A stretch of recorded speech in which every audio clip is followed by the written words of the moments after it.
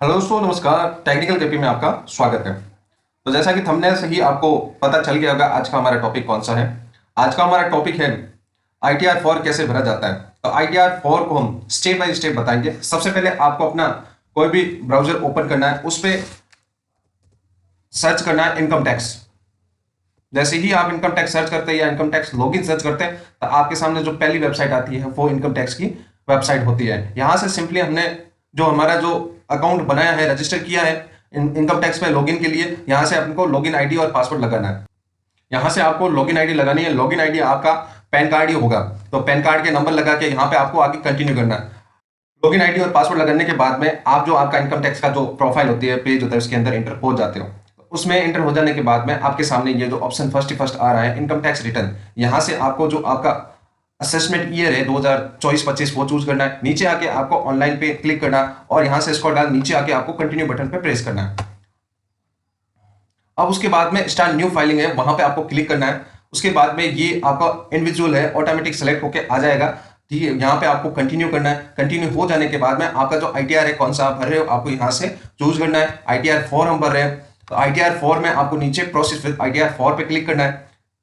उसके बाद में जो आपके प्रोफाइल में इंफॉर्मेशन होती है वो इंफॉर्मेशन पूरी सबमिट होके आपके जो ये फॉर्म के अंदर ये आ जाती है ऑटोमेटिकली। तो यहाँ पे लेट्स गेट स्टार्टेड पे आपको क्लिक करना है। जैसे ही आप क्लिक करते हो तो आपके सामने ये जो ऑप्शन है खुल के आता है। तो इसमें आता है taxable income is more than basic examination limit, यानी बेसिक एग्जामिनेशन लिमिट 3 लाख 2.5 से 3 लाख की होती है। 3 लाख से अगर ऊपर आपकी इनकम है तो आप यहाँ पे भर सकते हो। तो हम बी रिलेटेड आईटीआर 4 भर के बताएंगे आपको। बी रिलेटेड आईटीआर 4 में हम 2.5 से 3 लाख की इनकम ही शो करा सकते हैं। 3 लाख की इनकम से ऊपर हम बी रिलेटेड आईटीआर नहीं भर सकते। तो यहाँ पे अपन अदर के ऑप्शन पे जाएंगे और यहाँ पे नीचे कंटिन्यू का ऑप्शन आ रहा है, वो कंटिन्यू पे अपन जाएंगे। नीचे आने के बाद में यहाँ पे आपको ओके करना है। ओके हो जाने के बाद में आपको नीचे आना है और जो आपकी पर्सनल इंफॉर्मेशन होती है वो सारी आपको देखना है। अगर आपकी पर्सनल प्रोफाइल इंफॉर्मेशन आपकी पहले से ही फिल की हुई है और ठीक है, नहीं फिल की हुई है तो आप प्रोफाइल में जाके यहाँ से फिल कर सकते हो। आप कॉन्टेक्ट डिटेल आप एडिट भी कर सकते हो। नीचे आप आओगे नेचर ऑफ एम्प्लॉयमेंट में आप सेंट्रल गवर्नमेंट है या स्टेट गवर्नमेंट है या आप कौन से गवर्नमेंट के एम्प्लॉय हो।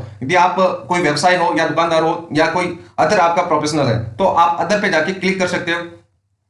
इसमें आप कोई भी प्रकार के एप्लीकेबल नहीं हो तो नॉट एप्लीकेबल, आप सैलरी पर्सन हो तो नॉट एप्लीकेबल करके आप यहां से सेलेक्ट कर सकते हैं। तो हम यहाँ पे अदर के ऑप्शन पे जाके नीचे आएंगे। हम बी रिलेटेड आईटीआर भर रहे हैं तो 139 फॉर के अंदर हमारा बी रिलेटेड आईटीआर फिलेड होगा। तो यहाँ पे आपका लिखा हुआ आ रहा है यदि आप 21 जुलाई 2024 से पहले रिटर्न भरते हैं तो आपको 139 ये आपके सामने लिखा हुआ आ रहा है, वो आपको मिलता है। लेकिन अभी जो बी रिलेटेड आईटीआर भर रहे हैं तो 139 फॉर में ही आपका फाइलिंग होगा। तो इसमें जो 139 फॉर में अपना फाइलिंग होगा। पहले जो ओल्ड रिज्यूम न्यू रिज्यूम के तो ऑप्शन आते थे, अब जो इसमें रिलेटेड आईटीआर भरोगे इसमें आप न्यू रिज्यूम में ही भर सकते हैं, आप ओल्ड रिज्यूम में नहीं भर सकते। आपके सामने बहुत सारे जो ओल्ड रिज्यूम में डिडक्शन आते थे वो डिडक्शन आपके लिए एप्लीकेबल नहीं होंगे। आपको सिंपली अब नीचे आना है। तो यहाँ पे आपको देखो दिख रहा है आपका जो न्यू रिज्यूम है वो यहाँ पे सिलेक्टेड है, जो आपका ओल्ड रिज्यूम है वो नहीं सिलेक्टेड है। आपको नीचे आना है। नीचे आने के बाद में यहाँ पे whether this written being filed by representative assistant आपको यहाँ पे नो करना है और आपको यहां से नीचे आना। नीचे आने के बाद में आपको बैंक की डिटेल यहां से ऐड करना है। हमारी ऑलरेडी ऐड है बैंक की डिटेल और नीचे आके आपको यहां पे कंफर्म करना है। कंफर्म हो जाने के बाद में दूसरा अपना ऑप्शन आ रहा है ग्रॉस टोटल इनकम का। तो यहां पे आपको इसको फिल करना पूरा का पूरा। यहां आपको नीचे आके यहां पे स्किप दी क्वेश्चंस पे क्लिक करना है और यहां से आपको यस करना है। आपकी अगर सैलरी आती है, सैलरी पर्सन हो तो यहाँ पे आप सैलरी की जो इनकम है शो करा सकते हो। नीचे आना है। आपकी कोई इनकम है, प्रॉपर्टी से इनकम आती हो तो यहाँ पे आप शो करा सकते हो। तो हम एक दुकानदार है, दुकानदार का आईटीआर हम भर रहे हैं जीएसटीआर 4। तो ऐसी कंडीशन में हम क्या करेंगे, यहाँ पे आपका आता है इनकम फॉर बिजनेस और प्रोफेशनल। हमारी बिजनेस से इनकम आ रही है तो हम यहाँ पे डिटेल सारी सबमिट करेंगे। तो यहाँ पे हमारा जो बिजनेस का नाम क्या है वो यहाँ पे आपको नाम लिखना है और बिजनेस का जो कोड क्या है वो आपको कोड लिखना है। जो बिजनेस है आपको यहां से ऐड करना है। तो आपका जो सिंपली बिजनेस है आपका यहां से जो ऐड हो गया है, आप यदि कोई करेक्शन करना है तो आप एडिट भी कर सकते हो। तो आपको यहां से नीचे आना है। यहां पे आपको जो आपका टर्नओवर है वो आपको टर्नओवर लिखना है।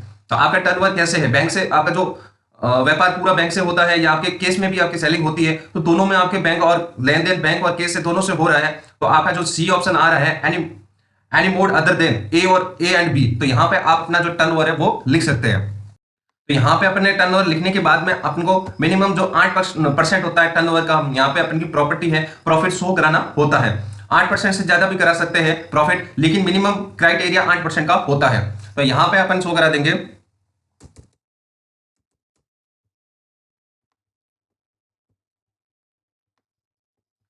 उसके बाद में आपको यहां से नीचे ऐड करना है। आपको अपना बैंक का इंटरेस्ट ऑटोमेटिक नहीं आ रहा है, 26 से ऑटोमेटिक जनरेट होके नहीं आ रहा है, तो आप अपने हाथों से भी ये जो इंटरेस्ट है, बैंक का इंटरेस्ट लिख सकते हो। तो यहाँ पे आपको जो दिखाई दे रहा है बैंक का जो इंटरेस्ट है आपका, हमारे जो केस में 26 से ऑटोमेटिक ये जनरेट होके इसने ले लिया। ठीक है, आपके ये नहीं ले रहा है तो आप यहाँ पे जो आपका बैंक का जो स्टेटमेंट में देख के जो इंटरेस्ट बन रहा है वो यहाँ पे लिख सकते हो। तो आपका नीचे जो दूसरे नंबर पे आपके जो एफडी से पोस्ट ऑफिस से जो इंटरेस्ट बन रहा है वो आपको यहाँ पे लिख सकते। और आपका दूसरे किसी प्रकार से आपका इनकम आ रही है, जैसे कि आपका लघु उद्योग है, या आपके घर पे कोई आप किराने की दुकान चला रहे हो, या कोई भी आप दूसरा कोई बिजनेस कर रहे हो, तो यहाँ पे आपकी इंटरेस्ट से जो पेमेंट आ रहा है इंटरेस्ट, तो यहाँ पे आप एनी अदर में आपका अमाउंट भी बता सकते हैं। कोई दूसरी जगह से जो अमाउंट आ रहा है वो भी यहाँ पे आप शो कर सकते हो। तो आपको यहाँ से नीचे आना है। सिंपली नीचे आने के बाद में कंटिन्यू बटन पे आपको प्रेस करना है। जैसे ही उसके बाद में आपको कंफर्म बटन पे क्लिक करना है। नीचे आना है। दो ऑप्शन अपने यहाँ पे अपन ने फिल कर दिए हैं। यहाँ पे तीसरा ऑप्शन अपना होता है डिस्क्लोजर एंड एग्जाम इनकम। यहाँ पे आपके बिजनेस की जो इनकम होती है, सैलरी क्रेडिटर डेबिटर क्या होता है, इन्वेंट्री क्या होती है, वो इनकम आपको बननी होगी। डिस्क्लोजर एंड एग्जाम इनकम में जो पहला ऑप्शन आपके सामने आ रहा है financial particular of the business, यहाँ पे आपको जो इंफॉर्मेशन है वो फिल करनी बहुत जरूरी होती है दोस्तों। यहाँ पे जो दोस्तों आपको स्टार लगा हुआ है, रेड स्टार लगा हुआ जो आइटम दिख रहे हैं, जैसे कि सैलरी क्रेडिटर है, सैलरी डेबिटर है, इन्वेंट्री है, केस इन हैंड है, ये जो चार ऑप्शन है ये भरने जरूरी होते हैं इसमें। बाकी वाले ऑप्शन आप अपनी बैलेंस शीट से देख के भर सकते हो, लेकिन ये जो चार ऑप्शन होते हैं वो भरने बहुत जरूरी होते हैं, तो हम ये ऑप्शन को भर लेते हैं। ये जो इन्फॉर्मेशन हमने फिल की अपनी बैलेंस शीट देख के, आपको यहाँ से जो इन्फॉर्मेशन है आपको यहाँ से फिल करनी है। सैलरी क्रेडिटर आपको फिल करना जरूरी होता है, इन्वेंट्री फिल करना बहुत जरूरी होता है, सैलरी डेबिटर हो गया और केस इन हैंड हो गया। उसके बाद में आपको जो यहाँ से ऐड का ऑप्शन आ रहा है वो यहाँ से आपको ऐड करना है। ऐड हो जाने के बाद में आपको यहाँ से नीचे आना है। नीचे आने के बाद में आप यहाँ से जीएसटी रिपोर्ट करते हो, तो जीएसटी में आपकी जो सेल्स होती है, टर्नओवर होती है, आपको ऐड करके यहाँ पे आपको जीएसटी का टर्नओवर शो करना होता है। आपकी कोई एग्जाम इनकम है, जैसे कि एग्रीकल्चर से आपकी कोई इनकम आ रही है, तो यहाँ पे एग्जाम इनकम भी आप शो करा सकते हो। तो उसके बाद में आप यहाँ से कन्फर्म पे क्लिक करेंगे। तो कन्फर्म पर क्लिक करने के बाद में आपको यहाँ से नीचे आना है। नीचे आ जाने के बाद में टोटल डिडक्शन होगा, वो वहाँ पे आपको क्लिक करना है। तो यहाँ से टोटल डिडक्शन हमारा जो न्यू टैक्स रिज्यूम में हम भर रहे हैं, यहाँ पे आपको स्किप द क्वेश्चन या कंटिन्यू बटन पे प्रेस करना है और आपको नीचे आ जाना है। बाद में नीचे आ जाने के बाद में आपको कंफर्म करना है। कंफर्म हो जाने के बाद में आपको टैक्स पेड पे आना है। टैक्स पेड में यहाँ पे नीचे आना है। यहाँ पे जो आपका टीडीएस कटा है वो टीडीएस शो होगा। आपका टीडीएस 26 EAS में अलग बता रहा है, यहाँ पे अलग है, तो आपके एडिट जाके एडिट भी कर सकते हो। यहाँ से टीडीएस जो आपका टीडीएस बता रहा है वो आपका सही है, तो सिंपली आप नीचे आ जाएंगे। नीचे आ जाने के बाद में आप यहाँ पे जो कंफर्म का बटन होगा वो कंफर्म करेंगे। कंफर्म हो जाने के बाद में आपको नीचे आना है। नीचे लास्ट जो आपका होता है टोटल टैक्स एंड लाइबिलिटीज का ऑप्शन बचता है। तो टैक्स लाइबिलिटीज में भी आपका कुछ नहीं है, तो आपका टैक्स नहीं कट रहा है क्योंकि अपन बी लिटेड आईटीआर भर रहे हैं।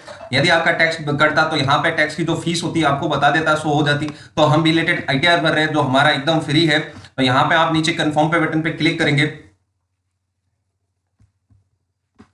यहाँ पे नीचे सब ऑप्शन सबमिट हो जाने के बाद में आपका जो प्रोसीड होता है वहां पे आपको क्लिक करना है। जब प्रोसीड पे क्लिक करते हो तो नीचे आपका जो पेमेंट होता है, पेमेंट आपका नहीं आ रहा है, सिर्फ आपका रिफंड ही आ रहा है, तो आपको नीचे आना है और प्रीवियस रिटर्न पे आपको क्लिक करना है। फिर आपको यहाँ पे जो बेसिक आपकी इंफॉर्मेशन शो होगी, आपको चेक करके आपको नीचे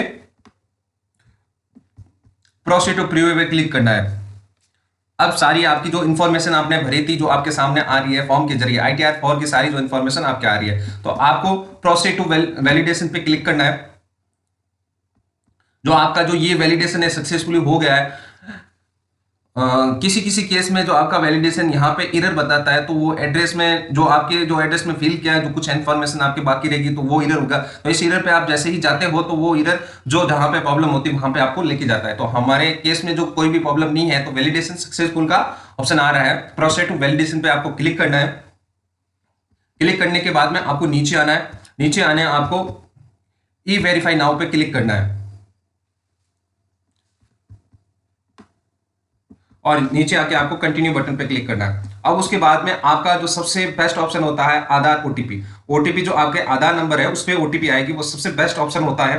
ठीक है, आपको ये फर्स्ट वाला जो आधार ओटीपी होता है वो आपको यूज करके आपको कंटिन्यू बटन पे प्रेस करना है। अब यहाँ पे आपको I agree to validation Aadhaar detail पे करके जनरेट आधार ओटीपी। अब आपके जो आधार जो नंबर जनरेटेड आधार नंबर है, नंबरों पे जो मोबाइल नंबरों पे आपके ओटीपी अपने आपको यहाँ से वैलिडेट पे क्लिक करना है। अब आपके सामने एक ऑप्शन आएगा कंफर्म सबमिशन ऑफ रिटर्न, तो यहाँ पे आपको सबमिट कर देना है। तो आपका जो ITR 4 है सक्सेसफुली सबमिट हो गया, आपका सक्सेसफुली का मैसेज आया। आप ITR 4 की जो रिसिप्ट है यहाँ से डाउनलोड कर सकते हैं। ठीक, तो दोस्तों हमारा वीडियो आपको अच्छा लगा हो तो आप लाइक करें, शेयर करें और सब्सक्राइब जरूर करें।